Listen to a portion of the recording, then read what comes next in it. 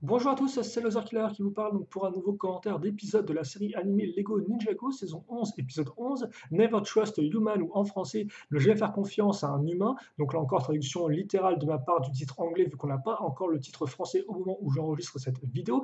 Et donc un épisode 11 qui fait suite direct à l'épisode 10, où on apprenait bien que Asphira, dans le passé, avait voulu détrôner le roi serpent en place, mais s'était fait trahir bien, par un jeune garçon humain qui justement l'avait entre guillemets piégé. Les ninjas pensaient que ce garçon c'était Garmadon, sauf que, en allant au monastère, Wu leur apprend que c'était lui le garçon qui avait trahi Asphira, et donc cet épisode sera un flashback où Wu racontait un peu sa version des faits. Et donc justement, rappelez-vous, à l'époque, il y avait une trêve, une paix entre serpents et humains, il y a ça des millénaires, donc Wu est quand même très très vieux, hein. C'est vrai que c'est pas la première fois qu'on l'entend ça, mais à chaque fois je l'oublie, et quand je m'en rappelle, je me dis ah ouais, quand même, c'est quand même un vieux garçon, Wu, un très très vieux garçon. Et donc voilà, à l'époque, il y avait une paix, les humains n'entraient pas en territoire serpent, les serpents n'entraient pas en territoire humain, et donc c'était les conditions de la paix, de la trêve entre les deux factions. Sauf que Wu, lui, il s'ennuyait un peu à toujours faire la même chose, donc il propose à Garmadon d'aller voir ce qui se passe un peu en territoire serpent, malgré que Garmadon lui interdise ou ne soit pas vraiment tout à fait d'accord avec lui au début.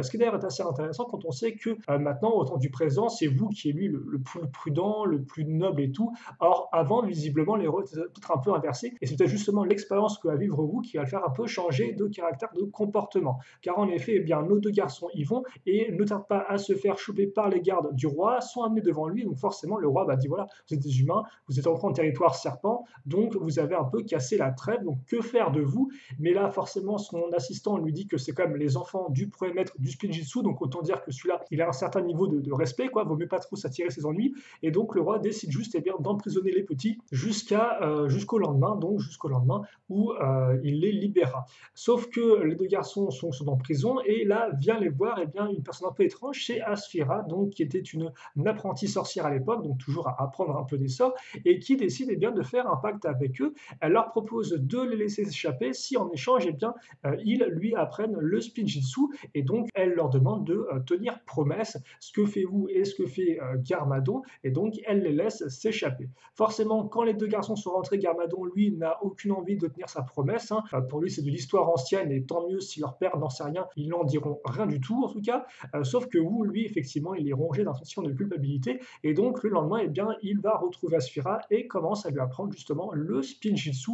Et donc, ce qu'il fait, là encore, il lui apprend le Spinjitzu à une promesse près, c'est-à-dire que il demande à Asphira de lui promettre qu'il ne sera pas le Spinjitzu à des fins mauvaises, à des mauvaises fins, voilà, pour semer le chaos. Et donc forcément, Asphira accepte, et donc les deux, comme ça, apprennent le Spinjitzu. Ensuite, Garmadon se rend compte que Wu lui a appris le Spinjitzu.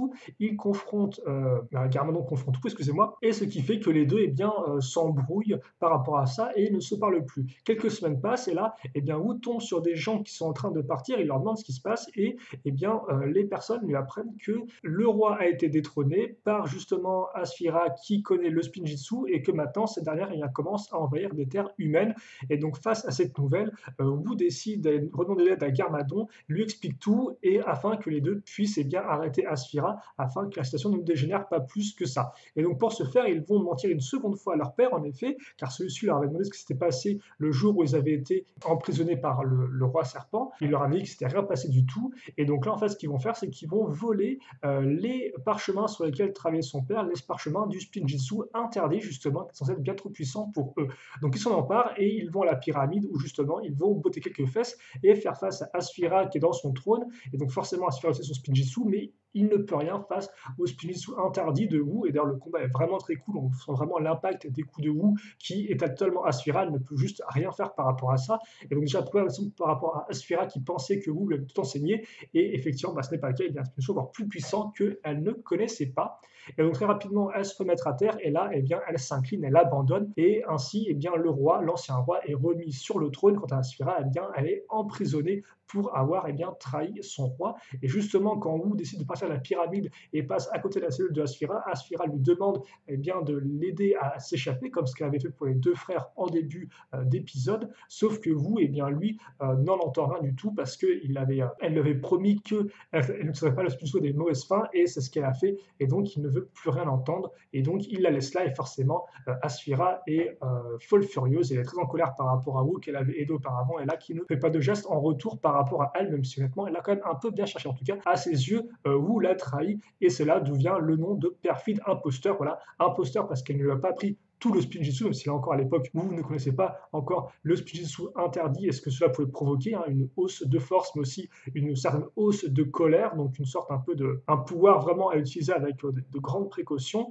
Et voilà donc pour ce qui est du passé. Donc maintenant, on a bien le passé, on comprend un peu mieux comment les pièces du puzzle se sont, entre guillemets, emboîtées et comment Asphira en est venue eh bien, à détester vous et à vouloir prendre sa revanche, sa vengeance qu'elle clame haut et fort depuis le moment où on l'a vu apparaître à l'écran dans cette 11e saison. Donc, un épisode flashback vraiment sympathique, plutôt tranquille là encore, mais qui permet de voir un peu mieux eh bien, les frères Garmadon et Wu vivre ensemble à l'époque. C'est toujours cool, c'est toujours ça de prix, je trouve, de voir leur père rapidement, bien sûr, toujours de dos. Donc là encore, ça permet un peu de broder un peu plus l'histoire, de compléter un peu l'histoire par rapport aux informations qu'on avait auparavant, par rapport au serpent, tout ça, et par rapport à l'enfance eh bien, des deux garçons. Et surtout, c'est une histoire qui est plutôt crédible, je trouve, et qui a du sens. Hein, Asphira qui veut s'emparer du pouvoir, prendre le contrôle du roi, mais qui se fait empêcher. Le tout est bien raconté, donc honnêtement, bon épisode. Et donc maintenant, eh bien, il reste à voir comment vous va faire face à Asphira, non plus dans le passé, mais dans le présent. En attendant, eh bien, moi j'ai tout dit. Donc si vous avez des questions dans les commentaires, n'hésitez pas à les poser. J'y répondrai avec grand plaisir, comme d'habitude. Et puis pour le reste, eh bien, bonne journée, bonne soirée, bonne tout ce que vous voulez. Et à la prochaine. Salut à tous et à toutes.